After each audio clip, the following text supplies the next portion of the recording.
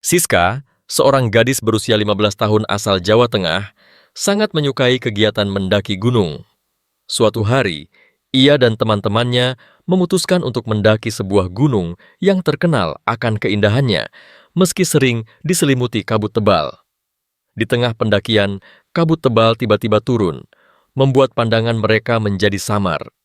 Siska, yang berjalan di belakang rombongan, terpisah tanpa sengaja.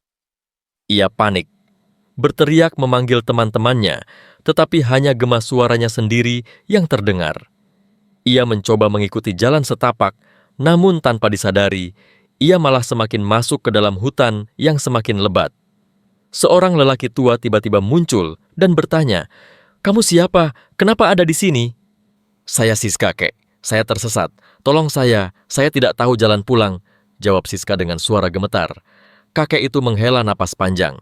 "Masuklah, hutan ini tak aman untuk gadis sepertimu." Dengan rasa syukur, Siska masuk ke dalam gubuk kecil yang terbuat dari kayu dan dedaunan kering.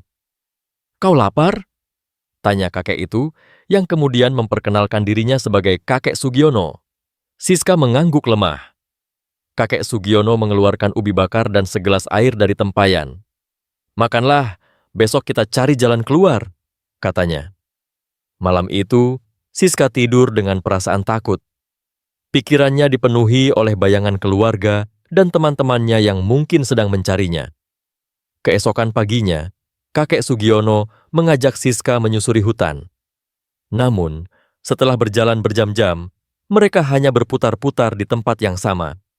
"Hutan ini tak mudah ditembus," gumam Kakek Sugiono.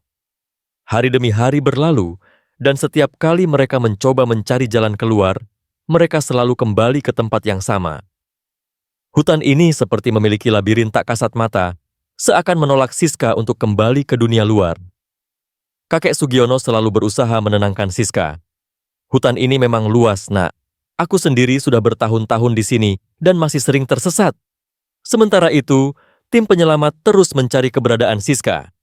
Meskipun mereka menyusuri jalur pendakian, tak ada jejak yang mengarah ke Siska. Seolah-olah gadis itu lenyap tanpa jejak. Hari berganti minggu, dan Siska mulai kehilangan harapan untuk kembali.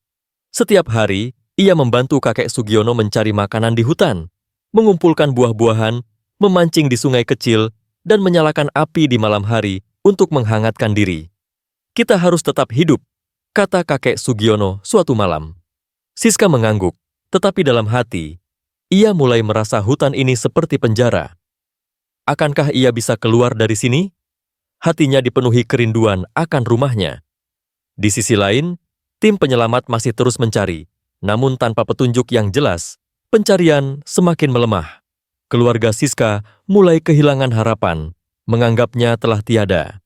Minggu demi minggu berlalu, dan Siska semakin terbiasa dengan kehidupan di hutan.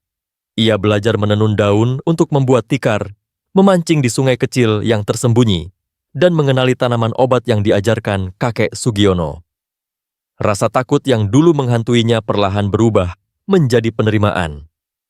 Tanpa disadari, hubungan mereka semakin dekat, hingga akhirnya Siska hamil. Kakek Sugiono, yang awalnya hanya ingin melindungi dan merawat Siska, harus menghadapi kenyataan bahwa mereka telah menjadi keluarga dalam kondisi yang tak pernah ia bayangkan sebelumnya.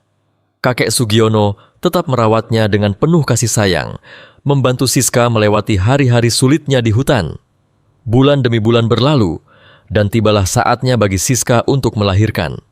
Dengan hanya berdua di tengah hutan, kakek Sugiono membantu proses persalinannya sebaik mungkin.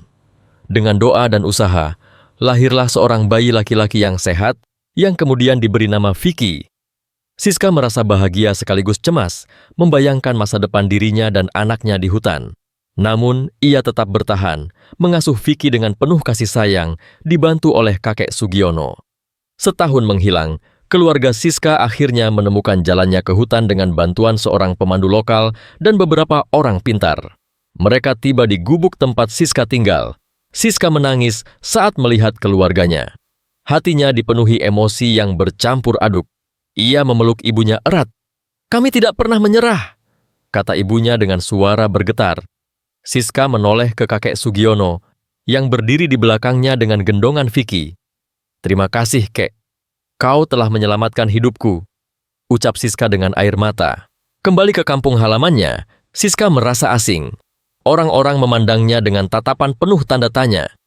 Ia berusaha menyesuaikan diri, tetapi Hutan dan kakek Sugiono selalu terngiang di pikirannya. Lupakan masa lalumu. Sekarang yang penting adalah masa depanmu dan Vicky, kata ibunya dengan penuh kasih. Namun Vicky, yang telah terbiasa dengan kehidupan di hutan, sering gelisah. Ia tidak nyaman berada di rumah yang penuh tembok dan seringkali menangis saat tidak bisa berlarian bebas seperti dulu. Siska pun merasakan hal yang sama. Semakin lama, ia semakin merasa bahwa tempatnya bukan di kampung, tetapi di hutan, tempat ia membangun kehidupannya. Suatu hari, Siska memutuskan untuk kembali ke hutan. Ia mencari gubuk kakek Sugiono, tetapi gubuk itu telah kosong. Hanya ada tanda-tanda kehidupan yang dipenuhi lumut. Siska merasa hampa. Ia bertanya-tanya, apakah kakek Sugiono telah pergi? Tiba-tiba, dari balik pepohonan, muncul sosok yang sangat ia kenal. Kau kembali, nak, ucap kakek Sugiono dengan suara serak, tetapi penuh kehangatan. Siska berlari dan memeluk lelaki tua itu. Air matanya mengalir deras. Kek, aku merindukanmu. Aku tidak bisa tinggal di kampung. Hutan adalah rumahku. Kakek Sugiono tersenyum. Aku tahu, nak. Aku selalu menunggumu. Sejak saat itu, Siska kembali menghabiskan waktu di hutan bersama kakek Sugiono dan Vicky. Namun, ia tahu bahwa keputusannya tidak hanya menyangkut dirinya sendiri, tetapi juga anaknya. Ia harus memikirkan masa depan Vicky. Apakah ia akan membiarkannya tumbuh di hutan atau membawanya kembali ke dunia yang lebih modern? Di sisi lain, Siska juga tidak bisa mengabaikan keluarganya di kampung. Dengan air mata yang berlinang, Siska akhirnya memutuskan untuk membagi waktunya antara hutan dan kampung. Ia tahu bahwa hidup adalah tentang menemukan keseimbangan. Dan bagi Siska, hutan bukan hanya tempat tersesat, tetapi juga tempat ia menemukan dirinya sendiri.